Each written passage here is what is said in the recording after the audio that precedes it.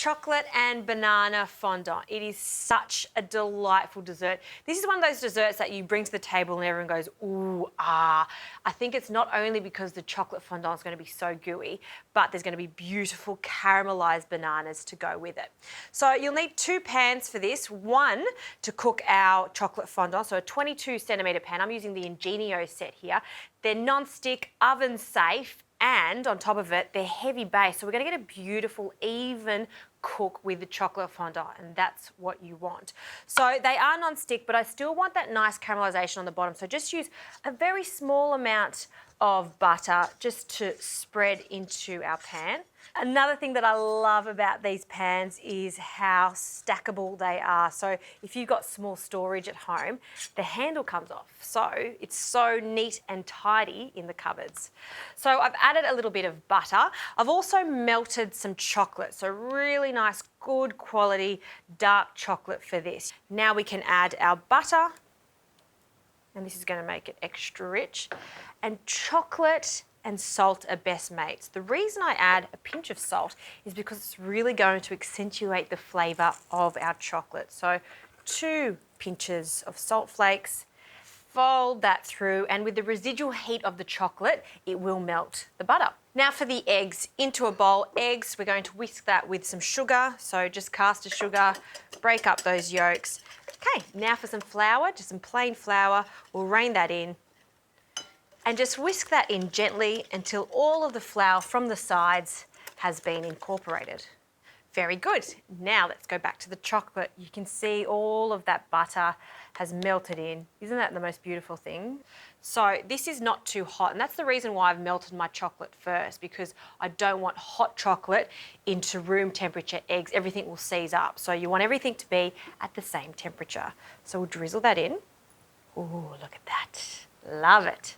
Scrape down the sides. Of course, keep a little in the bowl just for a bit of a taste test. And gently, gently, I'm going to incorporate that chocolate until we've got the perfect chocolate fondant batter. Fantastic, happy with that. So let's transfer this over to our pan, and we're going to fill that up, scraping down the sides. You want it to be about 3/4 full, not all the way to the top because it will rise just slightly.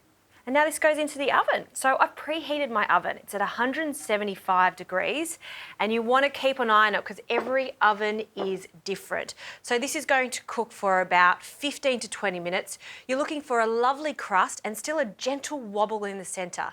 That wobble is very important because that's going to give us that gooey center, which we love in the chocolate fondant.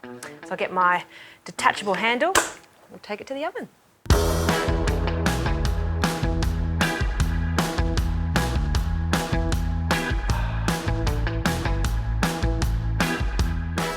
Fondant has come out of the oven.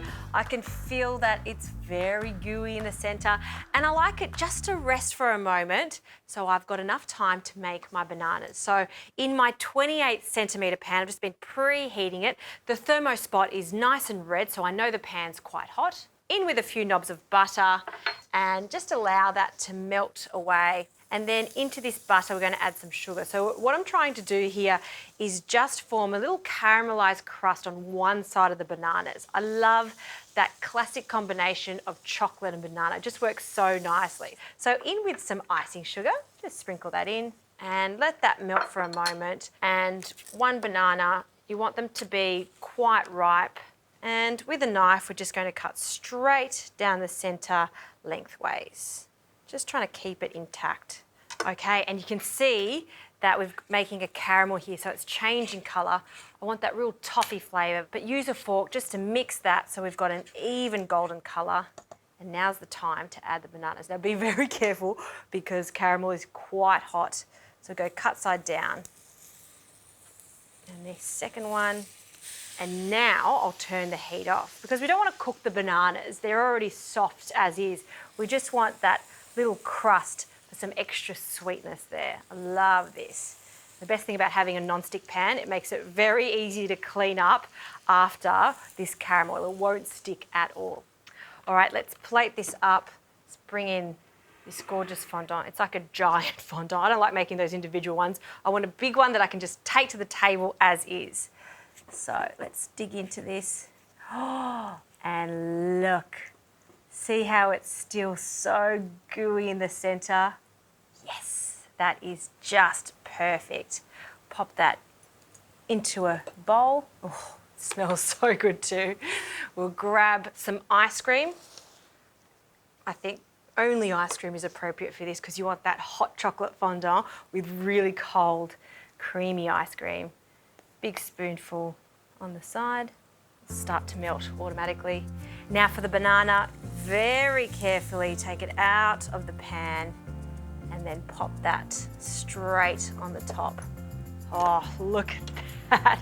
It is so good. It's like the perfect ratio of chocolate fondant, caramelized banana, and ice cream. A little dusting of icing sugar over the top, and that combo, banana, chocolate, can't beat that.